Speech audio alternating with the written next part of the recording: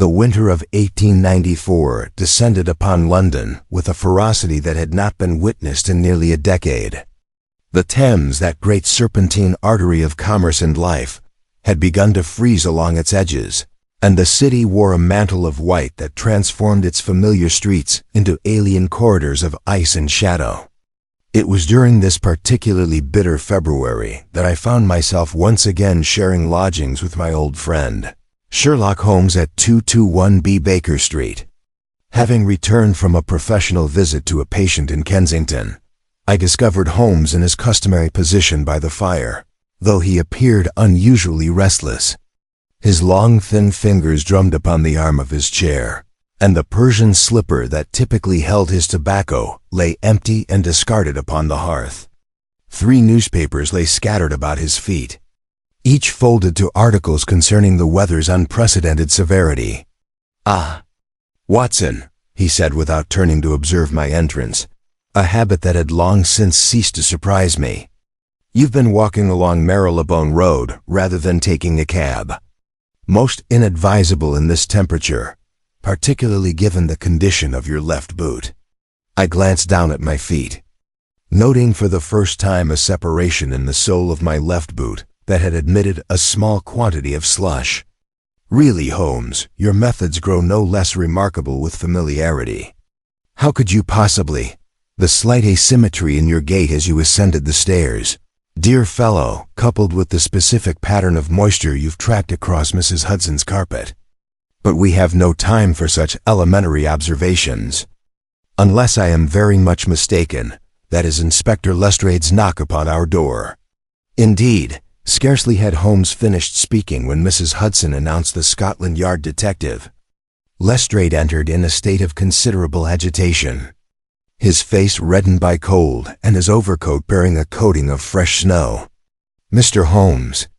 "Dr. Watson," he began without preamble, "I apologize for the intrusion at this hour, but we have a matter of the utmost delicacy. A body has been discovered in circumstances so peculiar that the Yard finds itself quite at a loss." Holmes's eyes brightened with interest, his previous ennui vanishing in an instant. "Please, Lestrade, do sit down. Watson, perhaps some brandy for our frozen colleague.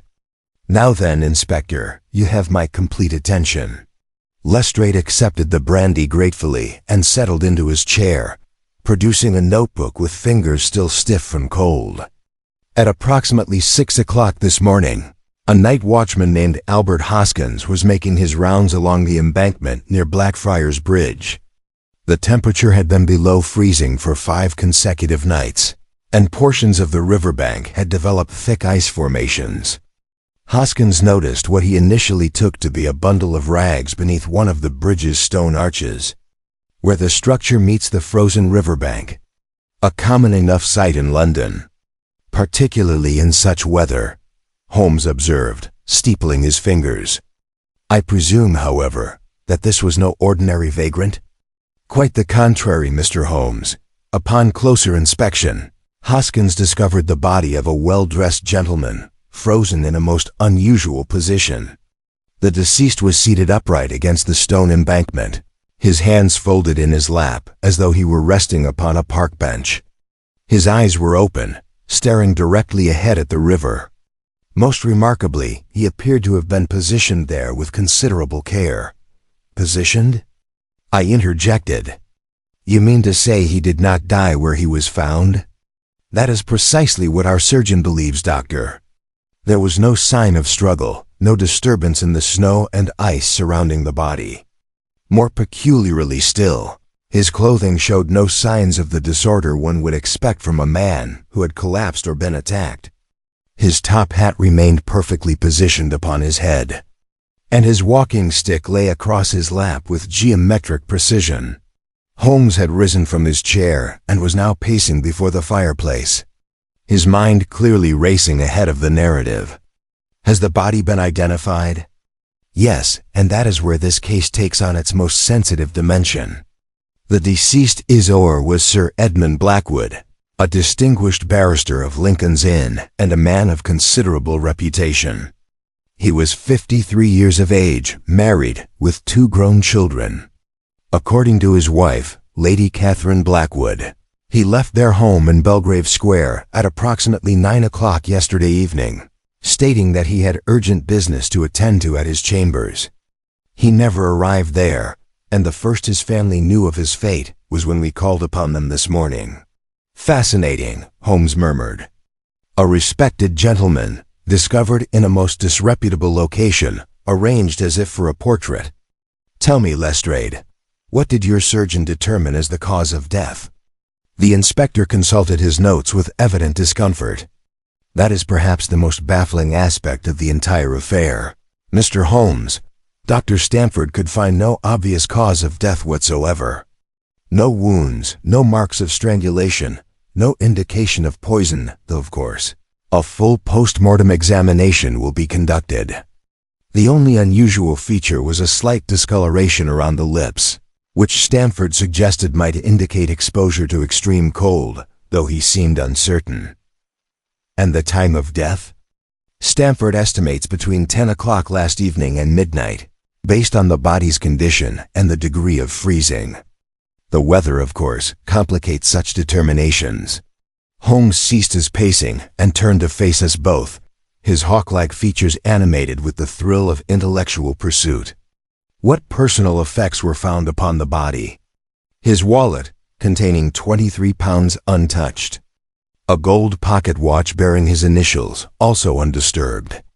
A set of keys, a leather-bound diary with no entries for yesterday, and a monogrammed handkerchief. Oh, and one peculiar item, a white chess piece, specifically a queen, discovered in his right coat pocket. A chess piece! Holmes exclaimed with evident satisfaction. Now we have something of interest. Was Sir Edmund known to be a chess enthusiast? I made inquiries, Mr. Holmes. According to his clerk, Sir Edmund had no particular interest in the game and was not a member of any chess club. Capital. And this piece described it in detail. Carved ivory, approximately 2 inches in height, somewhat yellowed with age. Nothing remarkable about it, as far as I could determine. Holmes crossed to his desk and withdrew a map of London, spreading it before us. Show me precisely where the body was discovered. Lestrade pointed to a location beneath Blackfriars Bridge on the north bank. Here, Mr. Holmes, in a recessed area beneath the leftmost arch as one faces downstream.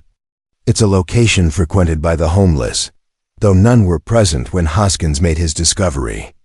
We've had men searching for witnesses since dawn, but the cold has driven most of the usual inhabitants to the workhouses or charitable shelters. And between Belgrave Square and this location, what lies along the most direct route? His chambers at Lincoln's Inn would be here, Lestrade indicated. But there would be no reason for Sir Edmund to have traveled as far as Blackfriars if that was truly his destination. Unless, I ventured, he was meeting someone. Perhaps the business he mentioned to his wife was not at his chambers at all, but somewhere near the bridge. An astute observation, Watson, Holmes acknowledged. Lestrade, I shall need to examine the scene immediately. The snow continues to fall, and any remaining evidence will soon be obliterated. I must also speak with Lady Blackwood and visit Sir Edmund's chambers. There is something decidedly theatrical about this entire affair. A man of prominence, positioned like a statue beneath a bridge, clutching a chess piece with no apparent connection to his life or habits. This was not a robbery gone wrong, nor a simple murder. Someone has gone to considerable trouble to create a tableau, and we must discover why. Within 20 minutes, we three were bundled into a police carriage, making our way through the snow-choked streets toward Blackfriars Bridge. Holmes sat in silence, his eyes distant and focused, his mind already assembling the fragments of this peculiar puzzle.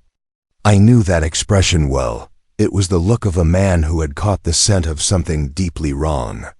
Something that offended his sense of order and logic. As we traveled through the frozen city, I could not shake the image Lestrade had painted. A distinguished gentleman, seated beneath a bridge in the bitter cold, positioned with care and precision, his dead eyes staring eternally at the frozen Thames. What could have brought Sir Edmund Blackwood to such an end? And what did the White Queen signify? The game, as Holmes was fond of saying, was afoot. The carriage wheels struggled against the accumulating snow as we descended toward the embankment. The Thames appeared before us, a dark ribbon bordered by white, its surface sending up tendrils of mist where the still flowing center met the frozen edges. Blackfriars Bridge loomed ahead, its massive stone arch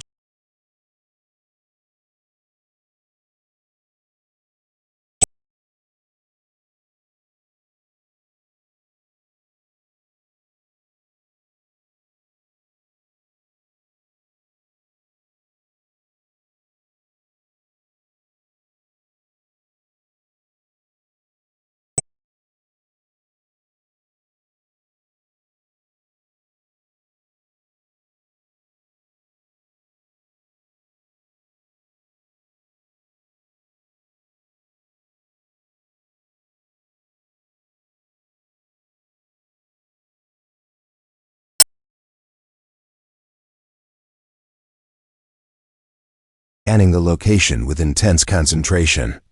The damage is regrettable but unavoidable. Show me exactly where the body was positioned. The inspector pointed to a relatively sheltered spot where the bridge's stonework created a natural alcove. He was seated here, back against the embankment wall, legs extended before him. As I mentioned, his posture was remarkably composed. One might almost have thought him asleep. Were it not for his eyes, Holmes dropped to a crouch, heedless of the snow and ice, and began a minute examination of the ground. His fingers traced patterns in the disturbed snow, and he produced a magnifying lens from his coat pocket, peering intently at the stone surface behind where the body had rested. "Watson, observe the stone here," he said, gesturing me closer. "What do you make of these markings?" I bent to examine the area he indicated, seeing only the rough texture of weathered stone and some patches of ice. "I confess I see nothing remarkable, Holmes. Merely the ordinary wear one would expect on a structure of this age." "Precisely. Nothing remarkable, and therein lies our first significant clue. The stone shows no signs of struggle, no scratches or scraping such as one might expect if a body had been dragged to this position. Whoever placed Sir Edmund here did so with considerable care, likely lowering him into position while supporting his weight." "Suggesting at least two people were involved?" I asked. "Or one person of exceptional strength, though I consider that less likely given Sir Edmund's build." "Lestrade, what was the deceased's height and weight?" The inspector consulted his notes. 5 feet 11 inches, approximately 13 stone according to his physician's most recent records. Substantial enough to require assistance in moving, particularly if attempting to maintain the precise positioning you described." Holmes moved his examination outward in a gradually widening circle, his lens sweeping across the frozen ground. "The snowfall yesterday evening, when did it begin?" "According to the meteorological office, light snow commenced at approximately 8:30 and continued until just after 11 o'clock. Lestrade replied. Holmes nodded, clearly fitting this information into his mental reconstruction. "And the area immediately surrounding the body describe the condition of the snow when it was discovered." "Relatively undisturbed, Mr. Holmes, which is what struck us all as so peculiar.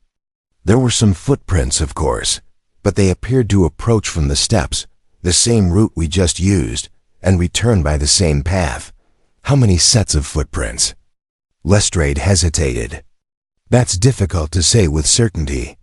The snow was still falling lightly when Hoskins discovered the body, and by the time our men arrived, there had been considerable traffic. Hoskins thought he saw perhaps 2 or 3 distinct sets when he first approached, but he cannot be certain." Holmes had moved to the edge of the embankment, where ice had formed in thick sheets along the river's margin. He stood motionless for a long moment, staring at the frozen surface, then turned abruptly and began examining the underside of the bridge arch itself. "Bring the light closer. Watson, I raised the lantern that one of the constables had provided, illuminating the shadowed stone above us. Holmes's attention had fixed upon a point some 7 feet above the ground, where the arch's curve began its descent toward the embankment wall. "There," he said with satisfaction, pointing to a small discoloration on the stone. "Do you see it?" I squinted at the spot, barely able to discern a faint mark that might have been anything from soot to water staining. "I see something, though I cannot determine what it signifies. It is candle wax, Watson. Fresh candle wax, and positioned at precisely the height one would expect if someone had mounted a light source to illuminate this alcove. The mark is less than 24 hours old. You can see it has not yet accumulated the grime that covers the surrounding stone." "Someone lit this area deliberately," I said, understanding dawning. "But why would they require light if they merely intended to dispose of a body?" "An excellent question, my dear fellow, and one that reinforces my earlier observation. This was no mere disposal. Someone staged this scene with theatrical precision, requiring adequate illumination to ensure every detail was correct. They needed to see what they were doing." Lestrade had been following this exchange with growing interest. "You're suggesting this was some sort of message, Mr. Holmes? A display intended to be discovered?" "I am suggesting that we are dealing with a mind that values symbolism and precision. Consider the facts.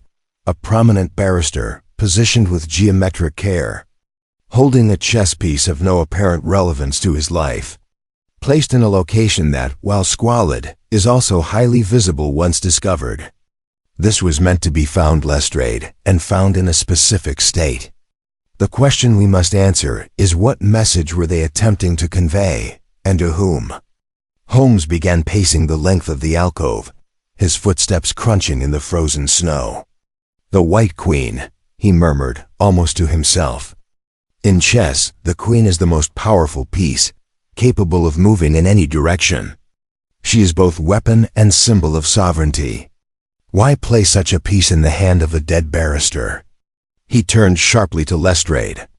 "I must see Sir Edmund's chambers immediately, and I must speak with Lady Blackwood. But first, set your men to canvassing every shop and public house within a quarter-mile of this location. I want to know if anyone saw Sir Edmund last evening, and particularly if he was observed in company." "I'll have my best men on it within the hour," Lestrade assured him, making a note in his book. "Though I must warn you, Mr. Holmes, that area is not known for its cooperative residents. Many will have no desire to involve themselves with the police. Then have your men exercise discretion and perhaps loosen their purse strings a bit. A few shillings might prove more persuasive than a warrant card in this neighborhood." Holmes took one final survey of the scene, his eyes moving systematically across every surface, every shadow. "There is one more element that troubles me. The watch, was it still running when the body was discovered?" Lestrade consulted his notes once more. "No, it had stopped at 23 minutes past 10. "And was it wound?" "Aye. I did not think to check, Mr. Holmes. A pity. The watch is with the body at the morgue, I presume?" "I shall want to examine it personally. The stopping of a watch can result from many causes, the cessation of winding, damage, or deliberate manipulation. In a case so carefully orchestrated, we cannot assume anything occurred by chance." He turned to me with sudden energy. "Come, Watson. The morning grows late, and we have much ground to cover. Lincoln's Inn awaits, and I am most curious to learn what urgent business Sir Edmund claimed to have there last evening." We made our way back up the treacherous steps to where our carriage waited. The snow had begun falling more heavily, and I was grateful to be quit of the bitter wind that swept along the Thames. As we settled into our seats and the driver urged the horses toward the legal district, Holmes withdrew a small notebook and began sketching something with rapid, precise strokes. "You are drawing the scene?" I inquired. "Merely the spatial relationships," he replied without looking up. "The position of the body relative to the bridge supports, the angle of approach from the steps, The sightlines from the street above. Someone chose this location deliberately, Watson, and I must understand why. There are countless places along the embankment where a body might be concealed indefinitely. Instead, our murderer selected a spot that, while sheltered, is regularly patrolled by watchmen and visible to anyone who descends to the lower embankment. Perhaps they desired the body to be found quickly. I suggested, undoubtedly, but why? What advantage does rapid discovery provide? Either they wished to ensure Sir Edmund's death became public knowledge without delay, or they wanted the body found before some change in conditions could occur.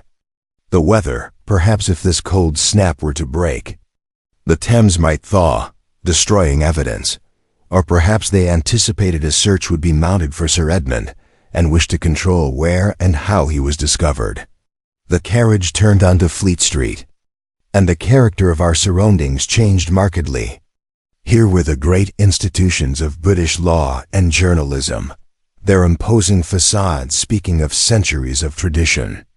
We soon arrived at the gates of Lincoln's Inn, one of the 4 inns of court.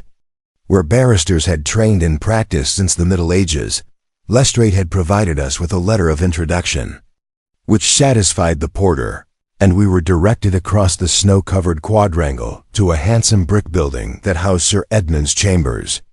A brass plate beside the door read, "Blackwood and Associates, Barristers at Law." We were admitted by a clerk whose red-rimmed eyes and black armband testified to his distress at his employer's death. He was a man of perhaps 35, thin and pale, with the stooped shoulders of one who spent long hours bent over documents. Mr. Sherlock Holmes and Dr. Watson, Holmes introduced us. We are assisting Scotland Yard in their investigation of Sir Edmund's death. You are? Henry Archer, sir. I've been Sir Edmund's senior clerk for the past 8 years. His voice caught slightly. I still cannot credit it. When the police came this morning, I thought there must be some mistake. Our condolences for your loss, Mr. Archer.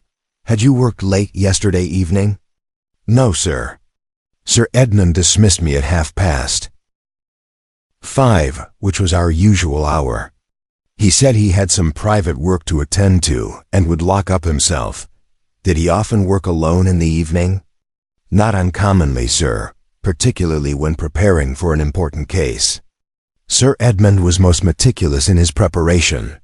Holmes had been scanning the well-appointed reception room as we spoke, taking in the law books that lined the walls, the comfortable leather furniture, the portraits of distinguished jurists. Was he currently engaged in any particularly significant cases? Archer hesitated, glancing between us uncertainly. Sir Edmund handled several important matters, gentlemen.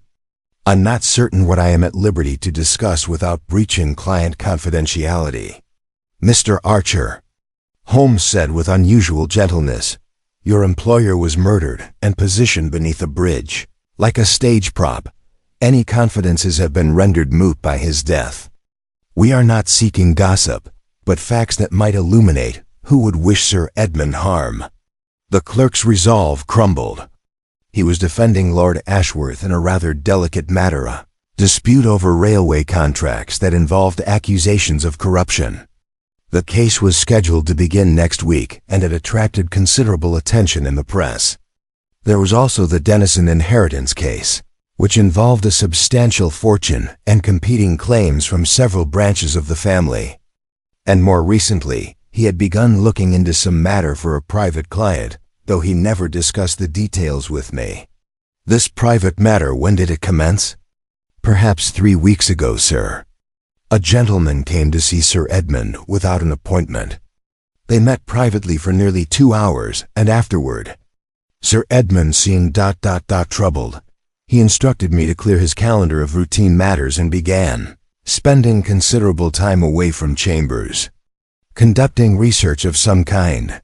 Did you catch this mysterious client's name? I'm afraid not, Mr. Holmes. Sir Edmund introduced me only as a gentleman requiring discretion. He was perhaps 50 years of age, well-dressed, with distinctive gray eyes and a military bearing. I recall he carried a walking stick with an unusual handle carved in the shape of a raven's head. Holmes's eyes flickered with interest. "Most observant, Mr. Archer. Tell me, did Sir Edmund keep a diary or calendar of his appointments?" "He did indeed, sir. He maintained the most meticulous appointment book." Archer moved to a large mahogany desk that dominated one corner of the room and retrieved a leather-bound volume. "Though I notice he did not record yesterday's evening appointment, which was unusual. Sir Edmund typically noted every engagement, no matter how trivial." Holmes accepted the book and began leafing through its pages with practiced efficiency. I observed over his shoulder as he examined the entries from the previous weeks. Sir Edmund's handwriting was precise and regular, each appointment noted with time, location, and a brief description of the matter to be discussed. Yet as Archer had indicated, the space for yesterday evening remained conspicuously blank. "Here," Holmes said, pointing to an entry from a fortnight earlier. "Tuesday last, 8 o'clock in the evening. R.H. Private consultation." The initials appear again on Thursday of the same week, and once more this past Monday. "Always evening appointments, always marked as private consultations. Mr. Archer, did Sir Edmund meet with this R.H. here at Chambers?" "Not that I'm aware of, Mr. Holmes. As I mentioned, I departed each evening at 5:30. If Sir Edmund had appointments after hours, I would not have been present to witness them. Yet he recorded them in his diary nonetheless." Holmes continued his examination, then paused at a page near the end of the book. "What is this notation?" "VR, South Bank matter, most urgent." Archer peered at the entry. "I don't recognize that notation, sir." "It's not in Sir Edmund's hand, or rather, it appears to be his hand, but it's been written hastily, almost as a reminder to himself. You can see the difference in the penmanship compared to his usual entries. Indeed, the writing was more hurried, the letters less carefully formed. The entry bore no date, having been scrawled across the bottom margin of the current week's page. "South Bank," Holmes murmured. "Blackfriars Bridge lies on the boundary between the North and South Banks. Mr. Archer, I must examine Sir Edmund's private office." "With your permission?" "Of course, sir. This way, please." Archer led us through a door into a more intimate chamber that clearly served as Sir Edmund's personal workspace. Here the atmosphere was markedly different from the public-facing reception area. The room bore the accumulated personality of years of occupation, shelves sagging beneath the weight of legal volumes and case files. A faded Persian carpet, personal photographs in silver frames, and a coal fire that had burned down to embers in the grate. Holmes moved immediately to the desk, which was surprisingly cluttered for a man supposedly as meticulous as Sir Edmund. Papers lay scattered across its surface, and several books stood in haphazard piles. A thick file marked Ashworth railway contracts occupied the center of the workspace. But Holmes's attention was drawn to a smaller stack of papers, partially concealed beneath a copy of the Times. "These documents," he said, carefully extracting them, "they concern property records. South Bank properties, specifically." He spread the papers before us, revealing what appeared to be official registry documents for several buildings in Southwark. "Mr. Archer, was Sir Edmund involved in property speculation?" "Never to my knowledge, sir. His practice was devoted entirely to the law, commercial litigation, and criminal defense primarily. I cannot imagine why he would be researching property holdings." Holmes examined each document with minute attention, occasionally making small sounds of interest. "These are not recently acquired properties. Some of these registry records date back 30 years or more. He was researching ownership histories, tracing the transfer of properties through multiple hands." He looked up sharply at Archer. "Did Sir Edmund have any connection to Southwark? Family property, perhaps, or business interests?" "Not that I'm aware of, Mr. Holmes. Sir Edmund's family holdings were primarily in Kent, his late father's estate, and his own residence in Belgrave Square." "Of course, yet he devoted considerable effort to researching properties across the river." Holmes began opening the desk drawers systematically. examining their contents with swift efficiency. Most contained the usual office paraphernalia: pens, ink, sealing wax, stamps, and various legal forms. But in the bottom drawer, concealed beneath a stack of blank letterhead, Holmes discovered a small wooden box. He lifted it carefully and placed it upon the desk. The box was perhaps 6 inches square, made of dark wood that had been polished to a deep luster. Its surface was unmarked save for an inlaid design on the lid, a chessboard, rendered in alternating squares of ebony and mother of pearl. Most interesting, Holmes breathed. He attempted to open the box but found it locked. "Mr. Archer, do you know anything of this?" The clerk shook his head, clearly surprised by its discovery. "I've never seen it before, Mr. Holmes. I had no idea Sir Edmund kept it here." Holmes produced a small set of lockpicks from his pocket tools. I had seen him employ on numerous occasions, and within moments had the mechanism yielding to his expert manipulation. The lid opened to reveal the box's contents, a complete chess set, the pieces carved from ivory and ebony with exquisite craftsmanship. But as Holmes lifted the tray that held the pieces, we all saw what lay beneath: a photograph, yellowed with age, showing 5 young men in military uniform. They stood in a formal arrangement before what appeared to be a colonial building, palm trees visible in the background. On the reverse, written in faded ink, "India, 1862, the 5 VREB. RHTMCS. "India," I said, my own memories of service in Afghanistan stirring. "Sir Edmund served in India." "Apparently so, Watson, and in company that has suddenly become most relevant to our investigation. E.B. Edmund Blackwood. Presumably, the mysterious client with the raven-headed cane. The South Bank matter." Holmes turned the photograph over, studying the faces of the young men with intense concentration. "Mr. Archer, did Sir Edmund ever speak of his military service?" "Very rarely, sir. I knew he had served briefly in India as a young man before reading law, but he never discussed it in any detail." Holmes carefully placed the photograph in his pocket and examined the chess pieces themselves. "The white queen is missing," he observed, holding up the tray to show the empty space where the piece should have rested. "Watson, I believe we have found the origin of our enigmatic clue." The significance of the discovery hung in the air between us. Holmes returned the chess set to the box with care, though his mind was clearly racing ahead, connecting threads that remained invisible to me. He continued his examination of the office, moving to a small bookshelf that contained volumes distinct from the legal texts that dominated the room. "Personal reading," Holmes observed, running his fingers along the spines.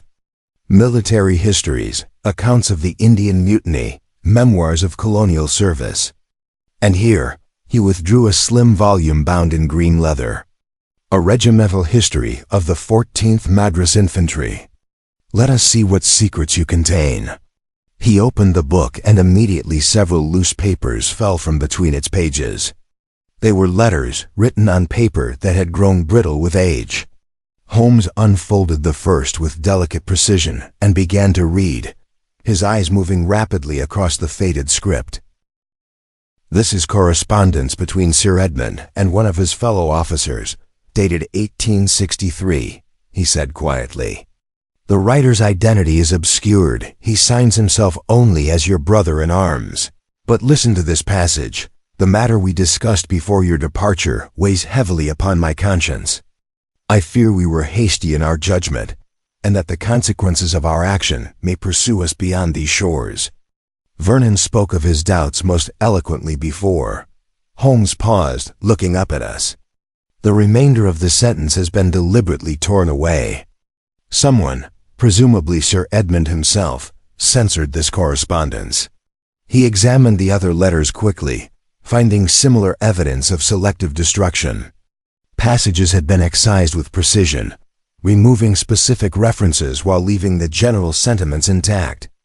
It was the work of a man trying to preserve history while concealing its most damaging elements. "Mr. Archer," Holmes said, carefully returning the letters to the book, "I must take this box and these documents with me. They are material evidence in a murder investigation. I shall provide you with a detailed receipt." "Of course, Mr. Holmes, whatever you require." Archer had grown increasingly pale as the investigation proceeded, perhaps beginning to realize that his employer's death was connected to events far removed from the familiar world of courtrooms and legal briefs. One final question: did Sir Edmund seem troubled in recent days? Anxious, perhaps, or fearful? Archer considered this carefully. He was preoccupied, certainly, particularly this past week. He started at unexpected noises, and I noticed him checking the street outside on several occasions, as though watching for someone. Yesterday morning, he asked me whether anyone had inquired after him. "Anyone unusual," he said. When I told him no one had called, he seemed both relieved and disappointed. Did he receive any unusual correspondence? Telegrams, perhaps, or letters bearing foreign postmarks? "There was one letter, sir, that arrived on Monday last. I noticed it particularly because it bore an Indian stamp, and Sir Edmund's reaction, when he read, it was quite pronounced. His face went quite white, and he immediately locked himself in this office for the remainder of the day." Holmes's eyes gleamed with satisfaction at this confirmation of his developing theory. "I don't suppose you noted the return address?" "I'm afraid not, Mr. Holmes. Sir Edmund took it with him when he left that evening, and I have not seen it since. We departed Lincoln's Inn shortly thereafter, Holmes carrying the wooden box and the property documents. The snow continued to fall steadily, muffling the usual cacophony of London traffic and lending the city an eerie, suspended quality. As our carriage made its way toward Belgrave Square, Holmes sat in contemplative silence, occasionally opening the box to study the photograph. "5 men," he finally said, "bound together by some shared experience in India over 30 years ago. Edmund Blackwood is now dead, positioned beneath a bridge holding the White Queen from this very chess set. R.H., presumably one of the 5, sought his counsel 3 weeks ago in a state of evident concern. Someone, possibly VR, another member of this group, is involved in some matter concerning South Bank properties that Sir Edmund deemed most urgent.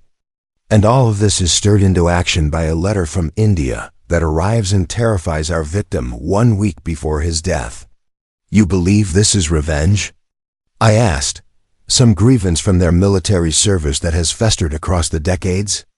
"I believe we are dealing with sins of the past, Watson. The military creates bonds of brotherhood, yes, but it also places young men in situations where they must make difficult decisions, sometimes decisions that haunt them for the remainder of their lives. The careful staging of Sir Edmund's body, the symbolic placement of the chess piece, these suggest someone who feels they are not simply committing murder, but executing justice. Then you think more deaths may follow?" "I think it highly probable. If these 5 men shared some common guilt, and if someone has decided to exact retribution, then Sir Edmund may well be merely the first victim, or perhaps not even the first. We must discover the identities of the other men in this photograph with all possible haste." Our carriage drew to a halt before an elegant townhouse in one of London's most fashionable squares. Despite the tragedy that had befallen its inhabitants, the house presented a face of perfect respectability to the world, its windows draped in black crepe, its brass fixtures gleaming despite the falling snowdot. We were admitted by a butler whose professional composure barely concealed his distress, and shown to a drawing room where Lady Catherine Blackwood awaited us. She was a handsome woman of perhaps 50 years, dressed in mourning black, her face composed, but her eyes betraying the shock and grief that gripped her. "Mr. Holmes." "Dr. Watson," she said, rising to greet us with a dignity that spoke well of her character. "Inspector Lestrade sent word that you would be calling. Please, sit down. I confess I am grateful for any assistance in understanding what has happened to my husband."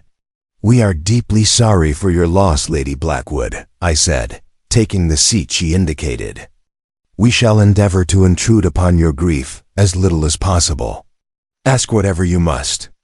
Dr. Watson, Edmund deserves justice, and if answering questions will help secure it, I shall bear the imposition gladly." She folded her hands in her lap with the composure of a woman accustomed to maintaining appearances. Though I noticed a slight tremor that betrayed her inner turmoil, Holmes remained standing, positioning himself near the fireplace where he could observe Lady Blackwood's face in the light from the windows. "I understand Sir Edmund left home yesterday evening around 9 o'clock, stating he had business at his chambers.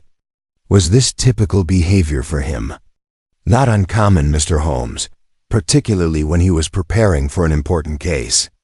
Edmund was devoted to his work, perhaps excessively so. But he always returned by midnight, regardless of how pressing his affairs might be. When the clock struck 1 and he had not come home, I knew something was terribly wrong. Did he seem himself when he departed? Was there anything in his manner or appearance that struck you as unusual?" Lady Blackwood hesitated, her composure faltering for the first time. "He was distracted. He had been for several weeks, truth be told, ever since that dreadful letter arrived from India. He tried to hide it from me, but we had been married for 27 years, Mr. Holmes. I knew when something troubled him. Can you tell us anything about this letter? Did you see its contents?" Edmund would not share them with me. He read it in his study and emerged looking as though he had seen a ghost. When I pressed him, he said only that the past is a way of refusing to stay buried. He was not a man given to cryptic utterances, Mr. Holmes. It frightened me to see him so shaken." Holmes produced the photograph from his pocket and handed it to Lady Blackwood. "Do you recognize any of these men or know anything of the circumstances in which this photograph was taken?" She studied the image with evident curiosity. "This is Edmund, of course, looking so impossibly young. And this one," she pointed to the man standing at Edmund's right. "This is Vernon Radcliffe. I recognize him from a portrait that hung in his home. We dined with him and his wife on several occasions over the years." "Vernon Radcliffe," Holmes repeated, his eyes sharp with interest. "Where might we find Mr. Radcliffe now?" "You cannot, I'm afraid. Vernon died 3 months ago. A fall from his horse, though there were whispers that his heart may have given out. He was the same age as Edmund, and they had been friends since their days in India together." I saw Holmes stiffen almost imperceptibly at this information, though his expression betrayed nothing. "Did Sir Edmund attend the funeral?" "He did, and returned in a most peculiar state. He spent the entire evening in his study, going through old papers and photographs. It was shortly after that when his behavior began to change, the nervousness, the watching at windows that his clerk mentioned. I asked him repeatedly what was wrong, but he would only say that he needed to right an old wrong before it was too late." "Right an old wrong," Holmes echoed thoughtfully. "Did he elaborate on the nature of this wrong?" "Never, but I gathered it involved these men, his friends from India. They called themselves the Five, apparently, and had maintained connections over the years, though Edmund rarely spoke of them directly. I knew of Vernon, of course, and I believe there was a man named Holloway who visited occasionally, a tall gentleman, with gray eyes and a military bearing. Oh, and Marcus Thomas Marcus, who made a fortune in shipping and retired to Sussex some years ago. That accounts for 4 of the 5. What of the last member of this group?" Lady Blackwood's face clouded with uncertainty. "I'm not certain, Mr. Holmes. There was always a sense that something had happened to one of their number, something that caused them pain to discuss. Edmund mentioned someone named Charles once, in his sleep, and woke in considerable distress. When I asked about it, he said only that Charles had been lost to them long ago." Holmes absorbed this information in silence, his mind clearly working through the implications. "Lady Blackwood, in the weeks before his death, did Sir Edmund meet with Robert Holloway? The man with the military bearing?" "Yes, several times." They would closet themselves in Edmund's study for hours, speaking in hushed voices. I heard raised voices once, not anger, precisely, but agitation. And once I overheard Edmund say something about the Southwark properties, and evidence that could destroy us all. Did you form any impression of what they were discussing? Only that it concerned their time in India. Edmund mentioned needing to make amends, and Robert seemed to be urging caution. I gathered they were debating whether to take some action that would have significant consequences. Holmes returned to the fireplace, his fingers drumming against the mantelpiece in a gesture I recognized as indicating intense concentration. One final question, Lady Blackwood. On the evening of his death, did Sir Edmund take anything with him when he left? Any papers, packages, or items out of the ordinary? Now that you mention it, yes. He took a leather satchel that I had not seen before, quite old and worn. When I asked about it, he said it contained documents that needed to be delivered to someone. He would not say to whom. This satchel was not found with the body, Holmes said, turning sharply to face Lady Blackwood. You are certain he took it with him? Absolutely certain, Mr. Holmes. I watched him place it carefully in the carriage before he departed. He seemed almost protective of it, keeping it close as though it contained something precious. Holmes exchanged a meaningful glance with me. The missing satchel represented either the motive for Sir Edmund's murder or evidence that had been deliberately removed by his killer. Either way, its absence was deeply significant. Did Sir Edmund keep a carriage of his own, or did he hire one for the evening? He took our own carriage. Our coachman Davies drove him. Edmund dismissed him at Lincoln's Inn, saying he would find his own way home. Davies thought it odd, given the weather, but Edmund was insistent. We must speak with Davies immediately, Holmes declared. He may have observed something during the journey that could prove vital. Lady Blackwood rang for the butler and instructed him to fetch the coachman from the stables. While we waited, Holmes continued his questioning, though I sensed he was growing impatient to pursue this new lead. You mentioned that Vernon Radcliffe died 3 months ago from a fall. Were the circumstances of his death investigated? There was an inquest, naturally. The verdict was accidental death, though Vernon's widow confided in me that she had her doubts. She said Vernon had been nervous in the weeks before his accident, much as Edmund was before his death. He had received correspondence that troubled him and had begun making inquiries about matters from his past. Similar correspondence from India, perhaps. I cannot say with certainty. But Margaret, Mrs. Radcliffe, mentioned that Vernon had spoken of needing to find someone. Someone who had been wronged, he said, and deserved the truth. The door opened to admit Davies, the coachman, a sturdy man of middle years with the weathered complexion of one who spent his days outdoors. He removed his cap respectfully and stood before us with evident nervousness. Davies, Holmes began without preamble, I understand you drove Sir Edmund last evening. Tell us everything that happened from the moment you left this house until you parted from him. The coachman twisted his cap in his hands. Sir Edmund came out at 9 o'clock sharp, carrying that old leather bag he had. He seemed distracted, kept looking up and down the street as though expecting someone. We drove to Lincoln's Inn, the usual route through Piccadilly and along the Strand. Sir Edmund didn't speak during the journey, which wasn't unusual when he was thinking about his cases. Did you observe anything out of the ordinary during the drive? Other carriages that seemed to be following, perhaps, or individuals paying undue attention to your passage? Davies considered this carefully. Now that you mention it, sir, there was a hansom that seemed to stay behind us for much of the journey. Black cab, dark horse, nothing distinctive about it, but I noticed it turned when we turned, slowed when we slowed. I thought nothing of it at the time, but looking back, could you see the passenger? Just a glimpse, sir, when we passed under the gas lamps near Charing Cross. A woman, I think, wearing a dark veil. But I couldn't swear to it. Holmes's eyebrows rose at this unexpected detail.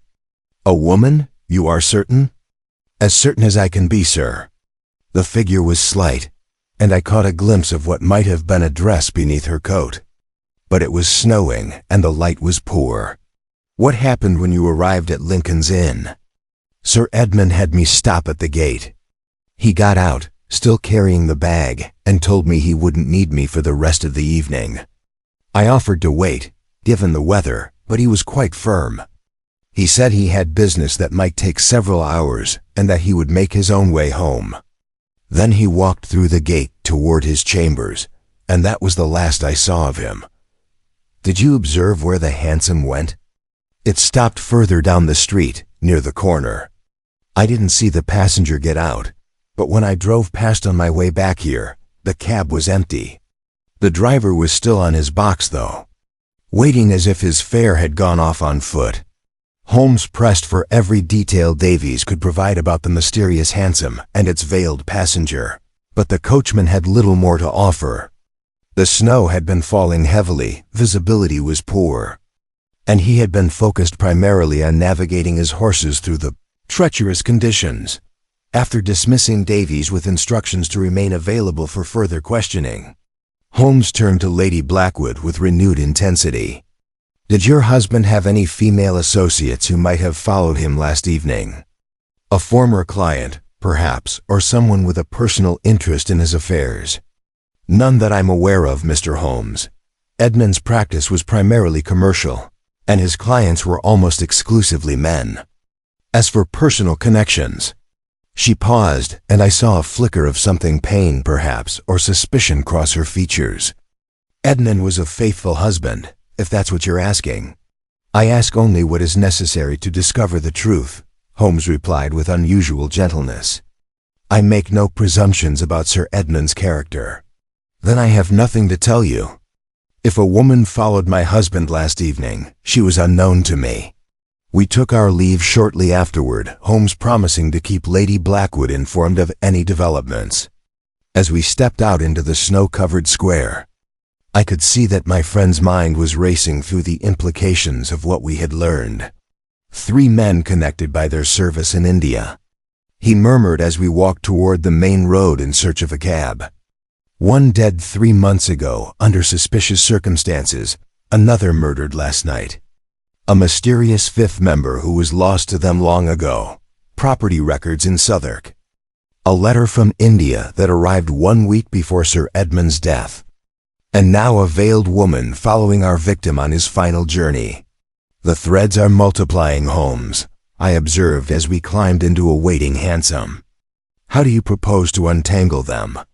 By finding the remaining members of this brotherhood before our murderer does, Holmes replied grimly. We know of Robert Holloway and Thomas Marcus. Lady Blackwood mentioned that Marcus retired to Sussex, but Holloway appears to have been in recent contact with Sir Edmund. He must be located immediately.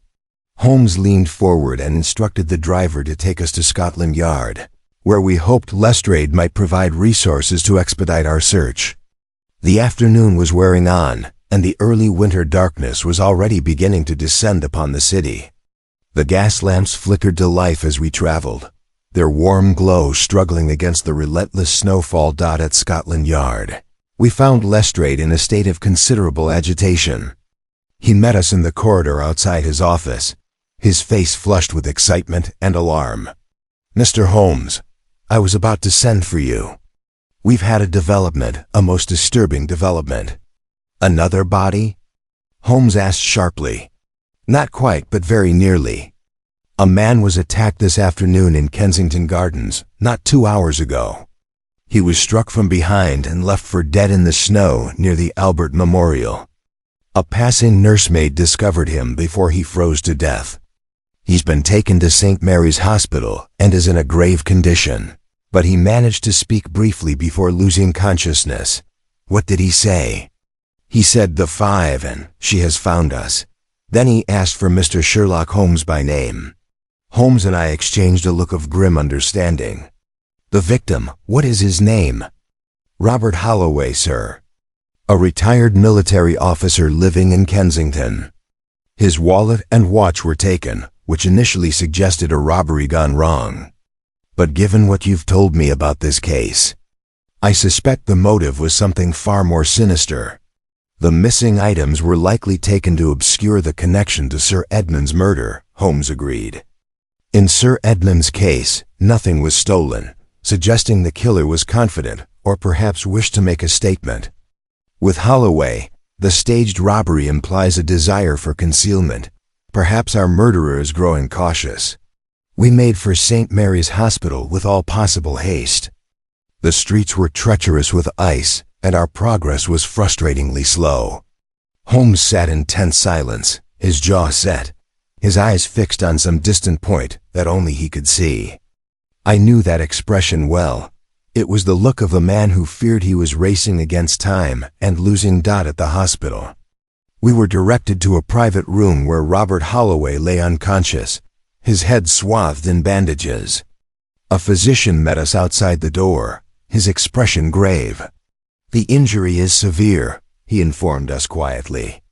"A blow to the back of the skull with considerable force. He regained consciousness briefly when he was brought in, but he has not stirred since. I cannot say when or if he will wake again. May we see him?" Holmes asked. "There may be evidence on his person or clothing that could help identify his attacker." The physician assented, and we entered the small, whitewashed room. Holloway was a man of approximately 60 years, tall and lean even in repose, with the strong features and weathered complexion of a career military officer. His gray eyes, the distinctive gray eyes that Sir Edmund's clerk had noted, were closed now. His breathing shallow and labored. Holmes moved immediately to the chair beside the bed, where the hospital staff had placed Holloway's personal effects. His clothing had been carefully removed and folded, and Holmes examined each item with meticulous attention. "His coat shows signs of a struggle," Holmes observed, pointing to torn fabric near the collar. "He attempted to defend himself, or at least to turn and face his attacker. The blow came from behind, but not entirely by surprise." He searched the pockets methodically, producing a handful of coins, a set of keys, and a folded piece of paper. The paper proved to be a hastily written note, the ink still fresh enough to smear slightly at Holmes's touch. "The Southwark Warehouse, midnight tonight. Come alone. It is time to end this." Holmes read the message aloud, his voice tight with controlled excitement. "There is no signature, but the handwriting is feminine. Note the characteristic loops on the letter I and the particular formation of the capital letters. The veiled woman from the hansom?" I suggested. "Almost certainly. She appears to be orchestrating these attacks, luring her victims to isolated locations. Sir Edmund was summoned to Blackfriars, presumably on a similar pretext. Holloway was perhaps en route to this meeting when he was attacked. Or else he had grown suspicious and was attempting to investigate on his own. But why attack him in Kensington Gardens rather than wait for the midnight meeting? An excellent question, Watson. Perhaps Holloway had communicated his suspicions to someone, or perhaps he had discovered something that made him an immediate threat. Alternatively, our murderer may be working to an accelerated timetable, removing the remaining members of the five before they can organize a defense. Holmes turned his attention to Holloway's walking stick, which had been placed in the corner of the room. It was exactly as Sir Edmund's clerk had described, dark wood with a handle carved in the shape of a raven's head, its eyes inlaid with small chips of what appeared to be garnet. "This is a regimental cane," Holmes observed, examining the carving closely. The raven was likely the symbol of their unit, or some private association among the 5 men. Note the inscription along the shaft: Latin, Nusque peccavimus, we who have sinned. I translated, my classical education proving useful. A strange motto for a group of soldiers. Indeed, a motto that suggests these men shared not merely service but guilt. Whatever happened in India 30 years ago, they considered it a sin, one serious enough to commemorate in such a fashion. Holmes carefully replaced the walking stick and turned to face me, his expression troubled in a way I rarely witnessed. "We are dealing with vengeance, Watson.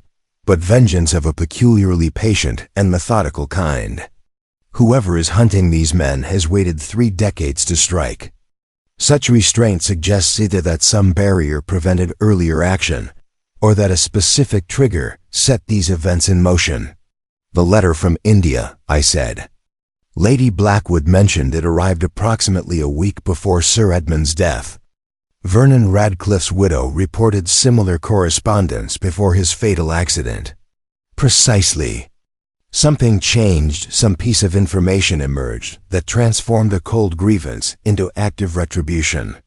We must discover what that information was. Holmes strode toward the door, then paused and addressed the physician who had remained in attendance. If Mr. Holloway regains consciousness, send word immediately to 21B Baker Street. Any utterance, no matter how fragmentary, may prove vital. The physician promised to do so, and we departed the hospital into the gathering darkness. The snow had finally ceased, leaving London blanketed in white, its harsh edges softened and its sounds muffled. The effect might have been beautiful under other circumstances, but I could think only of the violence that lurked beneath the city's pristine surface. The Southwark warehouse, Holmes said as we walked toward the main road. The note mentioned a midnight meeting. If we can locate this warehouse, we may be able to intercept our murderer, or at the very least, discover what connection these South Bank properties have to the case. But we have no address, I pointed out. Southwark contains dozens of warehouses. We have Sir Edmund's property documents, Holmes reminded me, patting the pocket where he had secured them. He was researching specific buildings for a reason. If we can determine which property is most significant, we may find our destination. We hailed a passing hansom and directed the driver to Baker Street. The journey through the frozen streets seemed interminable, though in truth it could not have taken more than 30 minutes. My mind kept returning to the photograph of 5 young men in India, their faces bright with the confidence of youth. Unaware of the shadows that would follow them across the decades, upon reaching our lodgings, Holmes immediately spread Sir Edmund's documents across the dining table. Examining each with intense concentration, Mrs. Hudson brought tea, which grew cold and forgotten as Holmes worked, occasionally making notes or muttering observations to himself. Here, he said at last, stabbing his finger at one particular deed. A warehouse on Pickle Herring Street, near Tower Bridge. The ownership history is most illuminating. It was purchased in 1863 by a consortium of 5 investors, all using pseudonyms.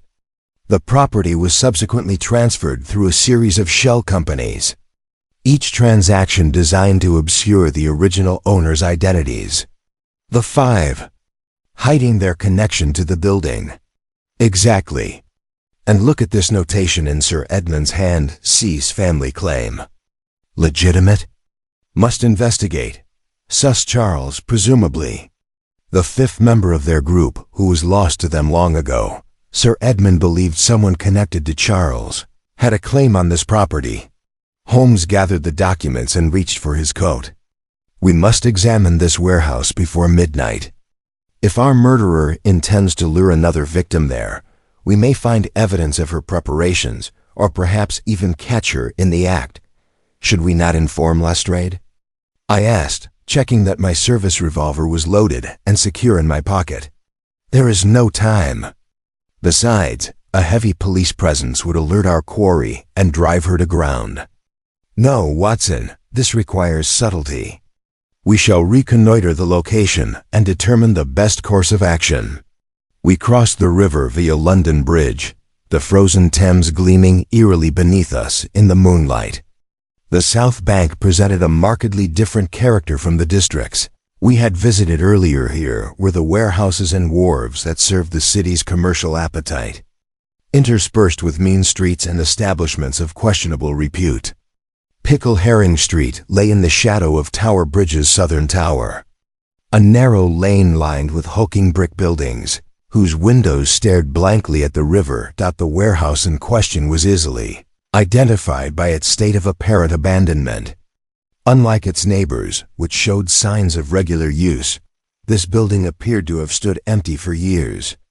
Its windows were dark and grimy, its doors secured with rusted chains, and weeds had forced their way through cracks in the pavement before it. A perfect location for clandestine meetings, Holmes observed, studying the building from the shadow of an adjacent doorway. Isolated, abandoned, and yet accessible by water as well as land. Note the private wharf at the rear. A small boat could approach unseen from the river. We circled the building cautiously, searching for any sign of recent activity. At the rear, where the wharf met the frozen edge of the Thames, Holmes discovered evidence that confirmed his suspicions.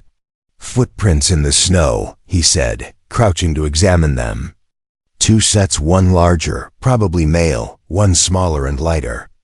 They lead to this side door, which has been recently forced. The rust on the hasp has been scraped away, and the wood around the lock shows fresh damage. He produced a small lantern from his pocket and lit it, keeping the flame low. Stay close, Watson, and have your revolver ready. We do not know what awaits us inside. The door yielded easily to Holmes's push, its hinges protesting with a groan that seemed deafening in the silence. Beyond lay a vast interior space, its details lost in shadow. The smell of the place was distinctive: old wood, river damp, and something else beneath it. Something chemical. Holmes swept his lantern in a slow arc, revealing stacked crates, abandoned machinery, and thick layers of dust covering every surface. But in the center of the floor, a space had been cleared. And there we found evidence of recent occupation: a table bearing candles, a chair, and several objects that made my blood run cold. Upon the table lay a collection of photographs, documents, and what appeared to be a military dossier. But most disturbing was the arrangement of 5 chess pieces, all white, positioned in a row. 2 of them, a king and a bishop, had been toppled onto their sides. The queen was conspicuously absent, a gap in the formation that corresponded with the piece found in Sir Edmund's pocket. A knight and a rook remained standing, their ivory forms gleaming in the lantern light. A scoreboard, Holmes breathed, his voice barely above a whisper. Vernon Radcliffe and Edmund Blackwood have been eliminated. Robert Holloway was presumably intended to be the third, but he survived for now. That leaves 2 pieces standing, 2 potential victims, Thomas Marcus and our mysterious 5th member. I moved closer to examine the photographs spread across the table. They were old, dating from the same period as the image we had discovered in Sir Edmund's office. But these told a different story. Several showed a young Indian woman of striking beauty, her dark eyes gazing directly at the camera with an expression of quiet dignity. In one photograph, she stood beside a British officer whose uniform bore the insignia of the 14th Madras Infantry. In another, she held an infant wrapped in white cloth. "Who is she?" I asked, though I suspected the answer even as I spoke. Holmes had lifted a document from the pile, a death certificate, yellowed with age, bearing the seal of the colonial administration. "Priya Sharma," he read, "aged 23 years. Cause of death: execution by hanging. Date: 14th of September, 1862. The charge." He paused, his eyes scanning the document. "Murder of a British officer, one Lieutenant Charles Sutton. Charles Sutton, CZ, the 5th member of the group who was lost to them, so it would appear. But there is more here." Holmes gathered several handwritten pages that appeared to be excerpts from official testimony. These are records from the court-martial proceedings. Lieutenant Sutton was found dead in his quarters, apparently struck down by a knife wound. Priya Sharma was his housekeeper and, according to this testimony, his paramour. She was discovered at the scene, the murder weapon in her hand, and was subsequently tried and executed. And the 5 men: Blackwood, Radcliffe, Holloway, Marcus, and Sutton, they were involved in the proceedings. They were the primary witnesses. Their testimony secured her conviction. Holmes's expression had grown increasingly troubled as he read. "But look at this document. It appears to be a private letter, never sent, written in what I believe to be Edmund Blackwood's hand. It is dated 3 weeks ago. He held the page closer to the lantern and read aloud, "I can no longer live with what we did." The testimony we provided was false coordinated lies designed to protect ourselves and destroy an innocent woman. Priya Sharma did not kill Charles. We knew this and said nothing because the truth would have destroyed us all. Charles's death was an accident, a tragedy born of circumstances recreated. And we allowed an innocent woman to hang rather than face the consequences of our actions. The words hung in the cold air of the warehouse, their implications staggering. I thought of Sir Edmund's haunted demeanor in his final weeks, of his desperate efforts to right an old wrong. He had been trying to confess, to unburden himself of a guilt that had festered for 30 years. "The letter from India," I said slowly. "Someone discovered the truth and wrote to the surviving members of the group. Not just someone, Watson. Look at the return address on this envelope." Holmes held up a worn envelope bearing Indian postage. "It is from a solicitor in Calcutta, representing the estate of one Anita Sharma, Priya's daughter. The infant in that photograph. According to this correspondence, Anita Sharma died 6 months ago in India. Before her death, she entrusted her own daughter with evidence that would prove her mother's innocence, evidence she had spent her entire life gathering." "Her granddaughter," I said. "The woman in the veil." "Almost certainly." The letter demanded that the surviving members of the 5 come forward and publicly acknowledge their perjury. It gave them 1 month to comply. When that month expired without response, she took matters into her own hands. A sound from the shadows interrupted our discussion, the soft scrape of a footstep on the dusty floor. Holmes extinguished the lantern instantly, plunging us into darkness. I raised my revolver, my heart pounding as my eyes strained to penetrate the gloom. "You have discovered more quickly than I anticipated, Mr. Holmes." The voice was female, cultured, with the faintest trace of an accent that spoke of colonial upbringing. "I had hoped to complete my work before you unraveled the truth." "Show yourself," Holmes called, his voice calm despite the tension of the moment. "You have nothing to fear from us. We seek only to understand what happened here in India and in London." A match flared in the darkness, and I saw her for the first time, a young woman of perhaps 25, with the dark eyes and graceful features of her grandmother. She stood perhaps 30 feet from us, near a side door through which she had apparently entered. Her black dress and veil marked her for mourning, and in her hand she held not a weapon but a sheaf of papers. "My name is Maya Sharma," she said, her voice steady despite the gravity of the situation. "I have traveled from India to seek justice for my grandmother, who was murdered by British officers who valued their reputations more than an innocent woman's life. I did not come here to kill anyone, Mr. Holmes. I came to expose the truth. And yet Vernon Radcliffe is dead. Edmund Blackwood is dead. Robert Holloway lies near death in a hospital bed. If you did not kill them, Miss Sharma, then who did?" Maya Sharma's composure faltered for the first time, genuine shock registering on her features. "Robert Holloway is injured? When did this happen?" "This afternoon, in Kensington Gardens. He was struck from behind and left for dead." Holmes studied her reaction with intense scrutiny. "You claim ignorance of these attacks, and yet the evidence points inexorably toward you. The note found in Holloway's pocket, summoning him to this warehouse. The veiled woman who followed Sir Edmund on the night of his death. I followed Sir Edmund because I was trying to speak with him," Maya interrupted, her voice rising with emotion. "I sent letters to all of them, explaining who I was and what I knew. Only Sir Edmund responded.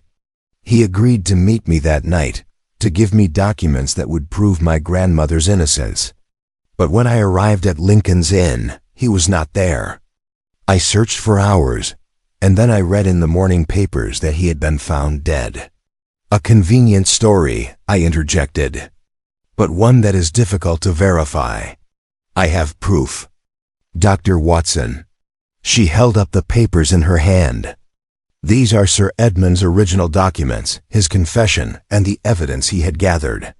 He left them for me at Lincoln's Inn, hidden in a location he specified in his last letter. I retrieved them 2 days ago. Holmes stepped forward, his hand extended. May I examine them? After a moment's hesitation, Maya crossed the warehouse floor and placed the papers in Holmes's hands. He moved to the table and relit the lantern, spreading the documents before him. I kept my revolver ready, still uncertain whether this woman was victim or villain. The papers were extensive handwritten, notes in Sir Edmund's precise script, official documents bearing colonial seals, and what appeared to be sworn affidavits from witnesses long dead. Holmes examined each with the methodical attention I had witnessed countless times, occasionally murmuring observations to himself. These are genuine, he finally pronounced. Sir Edmund spent considerable effort assembling this evidence. The testimony that convicted your grandmother was coordinated perjury. Charles Sutton's death was not murder, but accident. He fell during a confrontation with his fellow officers over his relationship with Priya Sharma. They concealed the truth because they feared the scandal would destroy their careers. My grandmother was hanged for a crime she did not commit, Maya said, her voice thick with grief. My mother spent her entire life trying to prove this, gathering evidence piece by piece.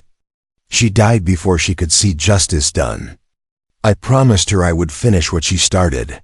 By killing the men responsible? By exposing them. I wanted them to face public disgrace, to have their reputations destroyed as thoroughly as they destroyed my grandmother's life. Death was too merciful for what they deserved. She met Holmes's gaze unflinchingly. I am not a murderer, Mr. Holmes. I am a seeker of truth. Holmes was silent for a long moment, his fingers drumming against the table in that characteristic gesture of deep thought. Then he turned to face the shadows at the far end of the warehouse. You may come out now, he called, his voice echoing in the cavernous space. I have known you were there since we entered. The chemical smell gave you away, chloroform, unless I am mistaken. The same substance used to incapacitate Sir Edmund before he was positioned beneath the bridge. I raised my revolver, my blood running cold as a figure emerged from behind a stack of crates. It was a man of perhaps 60 years, well-dressed despite the dust and grime of the warehouse, with the bearing of someone accustomed to authority. His eyes were fixed on Maya Sharma with an expression of profound hatred. Thomas Marcus, Holmes said quietly. The fourth member of the five. I wondered when you would reveal yourself. Marcus laughed bitterly, a sound devoid of humor. You are as clever as your reputation suggests, Mr. Holmes. I congratulate you on unraveling this sordid affair.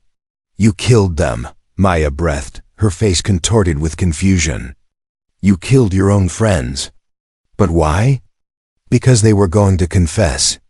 Marcus spat, his composure cracking. They would have destroyed everything. 30 years I have lived with this secret.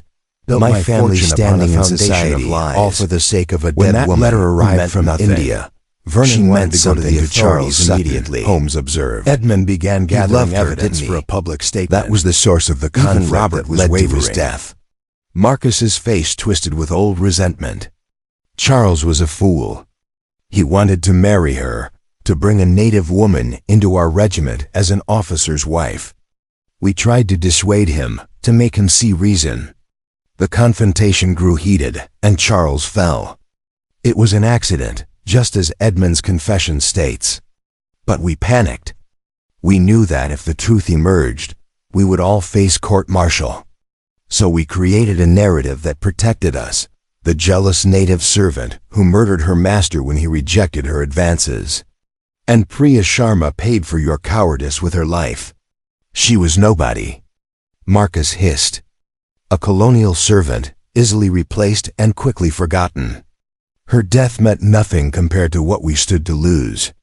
I saw Maya's hands clench at her sides, trembling with barely contained rage, but she remained silent. allowing Holmes to continue his interrogation. "How did you do it?" Holmes asked. "How did you kill Edmund Blackwood?" Marcus seemed almost proud as he explained, the vanity of the criminal overwhelming his caution. "I intercepted Edmund's meeting with Miss Sharma here. I knew he planned to hand over his evidence that night, so I sent a note in her name, changing the location to Blackfriars Bridge. Edmund came alone, carrying his precious satchel of documents. I approached him as a friend, offered him a drink from my flask to ward off the cold. The chloroform took effect within seconds. And then you staged the body, positioning him like a chess piece on a board. The symbolism appealed to me. We had played a game 30 years ago and won. Now the pieces were being removed one by one, and I wanted the scene to reflect that reality. The White Queen from Edmund's chess set, I knew he kept it as a memento of our time in India, seemed an appropriate touch. You intended to frame Miss Sharma for the murders," Holmes continued. "The veiled woman following Sir Edmund. The notes summoning victims to meetings, all designed to point toward the mysterious visitor from India seeking revenge for her grandmother's death. It would have worked perfectly if Holloway had died as intended. But that nursemaid interfered before I could finish the job." Marcus reached into his coat, and I raised my revolver instinctively. But instead of a weapon, he produced a small vial containing a clear liquid. "It matters little now. The truth will die with me, and Miss Sharma will hang for murder she did not commit, just as her grandmother did before her." He raised the vial to his lips, but Holmes moved with a speed that belied his lean frame. His walking stick flashed through the air, striking Marcus's wrist and sending the poison spinning into the darkness. Before Marcus could recover, I was upon him, wrestling him to the ground and securing his hands behind his back with my belt.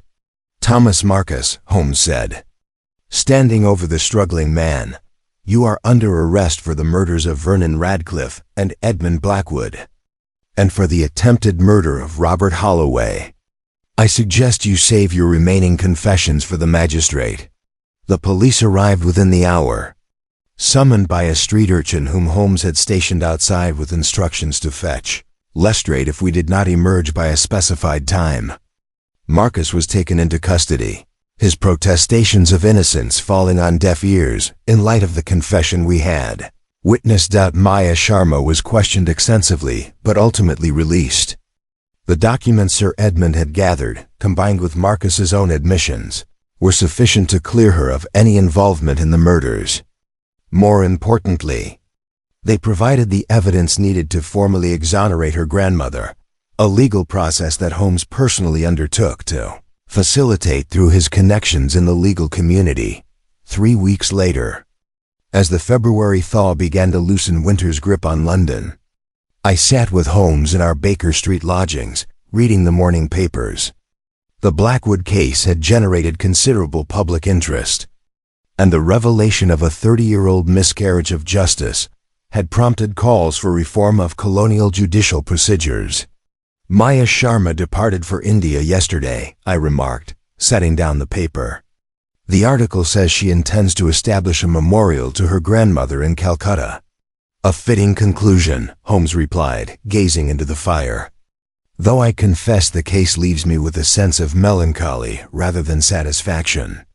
3 men are dead, 4, if we count Charles Sutton, and 1 woman was executed for a crime she did not commit. All because a group of young officers valued their reputations above justice and human life. And Robert Holloway?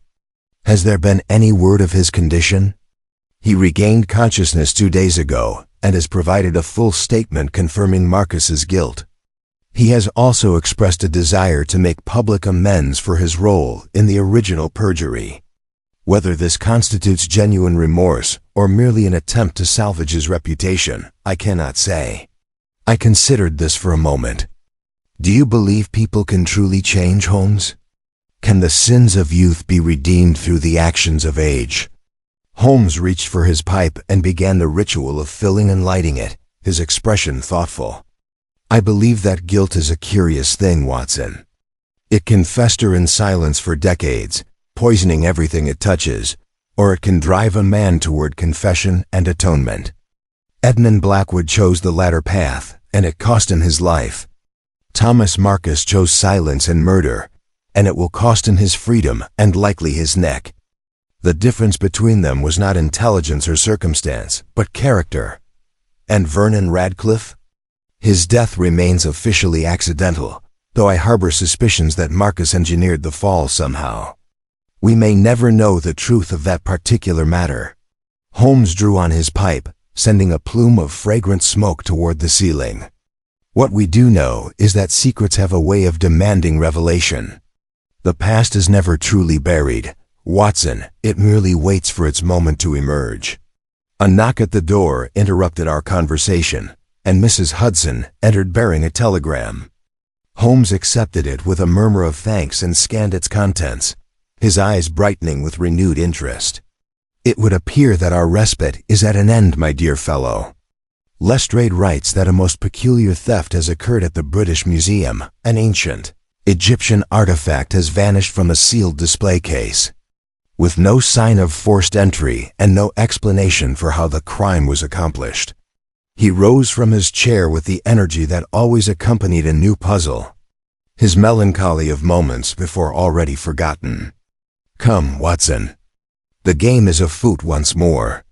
I reached for my coat and hat, reflecting as I often did on the remarkable nature of my friend's mind, its ability to move from the shadows of past tragedies to the challenges of present mysteries without pause or hesitation. It was, perhaps, both his greatest strength and his most profound limitation, but such philosophical observations could wait. For now, there was a case to be solved, and Sherlock Holmes was eager for the chase.